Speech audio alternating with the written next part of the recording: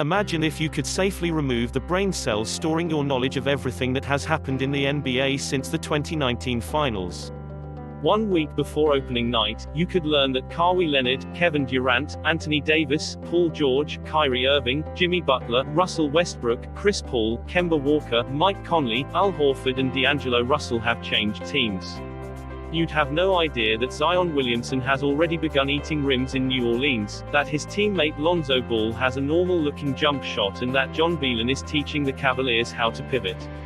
Oh, what a trip it would be to try to take everything in at once, completely removed from the last 4 months of off-season discourse. Unfortunately, as far as I know, that kind of hyper-targeted memory loss remains elusive, so you've probably processed the comings and goings of all the stars by now. Let's put those guys to the side, then, and take a look at some players who haven't been overanalyzed, and who the nerdiest among us are looking forward to watching. If this were a team, the 21-year-old combo guard would be the captain. On offense he is poised and advanced for his age, with an uncanny ability to slither his way through defenders and finish at ambitious angles. On defense he might be even more impressive. No matter how long his partnership with Chris Paul lasts, it will help Gilgeous-Alexander down the line.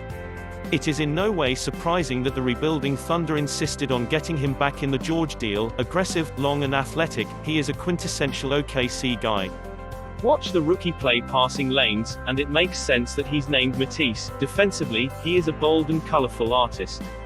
The 76ers have missed this kind of roving perimeter presence since the departure of Robert Covington, and Thibault has the potential to become the same kind of folk hero in Philadelphia, where the dream is that he and J.R. Smith will be competent enough offensively to be counted on deep in the playoffs. At worst, Looney is a heady, defense-first big who will make the weirdo Warriors look more Warriors by virtue of being in the right place at the right time.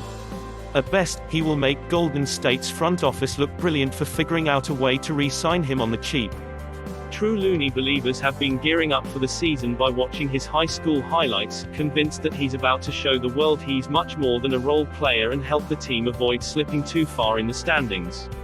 After DeJounte Murray in 2017-18 and Derek White last season, the Spurs somehow have another guard who could be on the verge of a breakout. Summer League is not renowned for its predictive power, but every year there are a select few players who look far too good to be there. Walker was one of those this July, and, provided that he can jostle his way into San Antonio's crowded rotation, the team's entertainment value will rise dramatically. If the Bulls understand what they have in Satoransky, they'll empower him like the Wizards never did.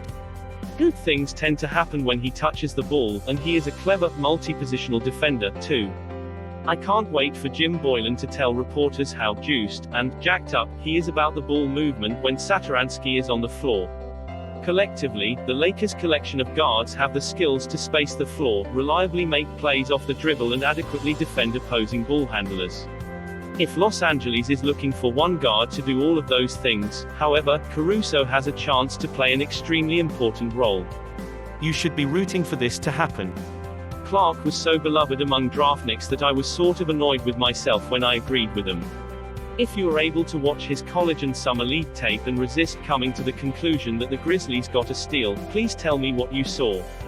Anyway, after nabbing Jaren Jackson Jr. a year ago, Memphis appears to have two young bigs who can switch onto wings, score inside and maybe make threes. Clark doesn't have the size Jackson does, but makes up for it by exploding off the floor in a way that is frankly astonishing to see in person. I'm not sure what to expect from Bridges on either end in his second season, but the upside of a strong, bouncy and quick forward like him is obvious, especially if he becomes a legit stretch four. The Hornets' lack of firepower puts him in a weird position, as they would be crazy not to let him spread his wings as a playmaker, but they might not be able to provide him with an environment in which he can succeed as one. Anunoby needs to not only bounce back, but make a leap.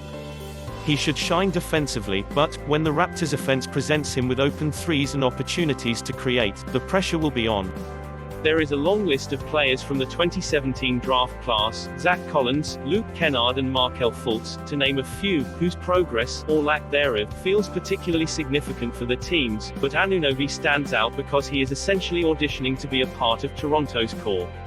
Back in Houston on a 3-year, $11 million deal, he will be a bargain as long as he plays more like the house we saw in the regular season than the banged-up one we saw in the playoffs. If the Rockets want to get faster and less predictable, House's speed and slashing ability will come in handy. Like Anunoby or Utah's Royce O'Neal, he has a chance to establish himself as a 3-and-D and other stuff guy. Let's find out about the other stuff. Already somewhat of a sensation in Miami, Herro plays with an unmistakable panache. It is not clear to me that the step-back threes and floaters will be efficient shots for him at this level, but I definitely want to see what happens if he keeps taking them. Thanks to Jimmy Butler's arrival, the continuing saga of point justice, the development of Bam Adebayo, the return of Dion Waiters and the looming possibility of a CP3 trade, the Heat are far more interesting than they were a few months ago. Herro just makes them a bit spicier. Shamet made 45% of his threes with the Clippers and 42.2% overall as a rookie, setting the bar about as high as it gets for a shooter. The challenge now is maintaining similar accuracy from deep while improving in other areas. He added weight for defensive purposes, and he might play more point guard. His natural position before the Sixers had him running around screens like JJ Redick.